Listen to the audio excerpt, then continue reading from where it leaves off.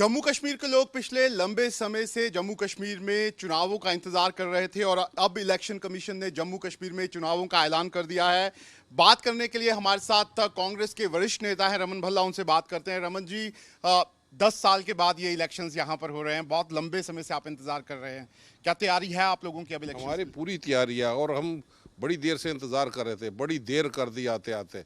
और जम्मू कश्मीर के लोगों ने जो ज़ख्म सहे हैं 10 साल अपनी सरकार के ना होने के कारण, सरकार कोई भी हो लेकिन चुने हुए नुमाइंदे यहाँ पे होते हैं, तानाशाही की सरकार उसका मुकाबला यहाँ पे करते रहे, लोगों के बेसिक मुद्दों की अनदेखी यहाँ पे हमेशा होती रही। और चुनाव चाहे वो कॉरपोरेशन के हो, चाहे पंचायतों के हो, चाहे असेंबली के हो, ये चुनाव नहीं करवा पाए।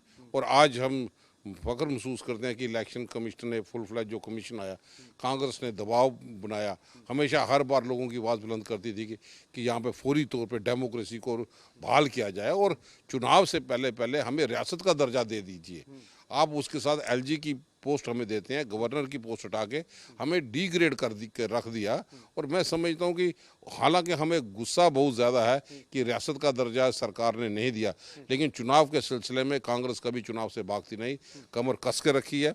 बूथ मैनेजमेंट हमारी बड़ी स्ट्रांग है और आप देखेंगे कि चुनाव में बढ़ चढ़ कर हिस्सा हमारे लोग लेंगे। लेकिन बीजेपी के नेता ये कह रहे हैं कि जो काम किया गया है 10 सालों में, चाहे वो 370 यहाँ से हटाना हो या फिर डेवलपमेंट के काम हो या फिर दूसरे बड़े प्रोजेक्ट्स लाना हो, इतने काम किए हैं कि उन्हीं को आप जम्मू कश्मीर की जनता चुनने वाली अपना सीएम भी बनाएंगे। भाजपा अपने पीठ खूब थपथपाती है। वो क्यों बोलती है कि भाजपा ने तीसरी बार सरकार बनाई और फौजियों की शहादत बगैर जंग लड़े हुए वो शहादत का सिलसिला जारी है।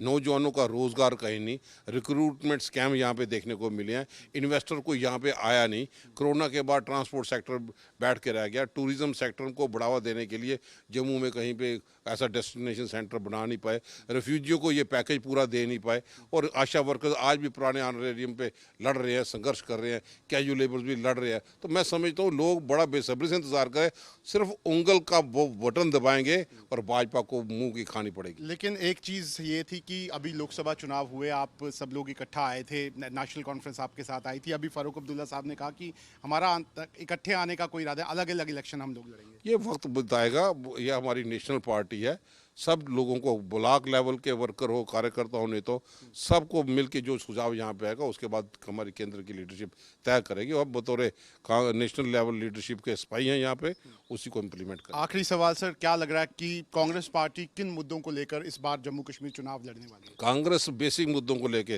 रियासत का दर्जा को रिस्टोर किया जाए, हमें गवर्नर की पोस्ट दी जाए, लोकल इश्यूज जो हुए जिससे हमारे जितने भी हमारे रिसोर्सेज थे, जो पावर प्रोजेक्ट थे बनाने वाले, जिनकी सीमा पूरी ख़त्म होगी, वापस जम्मू कश्मीर के लोगों के हवाले किया जाए।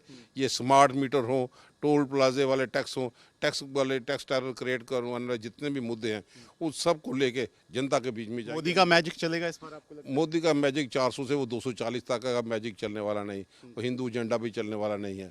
लोगों को बेसिक है, पेट का सवाल है, बच्चों के रोजगार का सवाल है और नशों में ही सारे लोगों को बढ़ाने के लिए आज जम्मू मंदिरों को, शहर को शराब की दुकानों में तब्दील कर दिया। ठीक है, तो आप देख सकते हैं, ये हैं रमन भल्ला, वरिष्ठ नेता हैं, पूर्व में कांग्रेस के कई बार मंत्री रहे हैं और साफ तौर पर इनका कहना है कि बड़े मुद्दे हैं, बीजेपी ने जो वादे किए थे वो जम्मू कश्मीर की जनता से पूरे नहीं किए हैं और उन्हीं के खिलाफ अब ये जो है वो जनता के बीच में यहाँ पर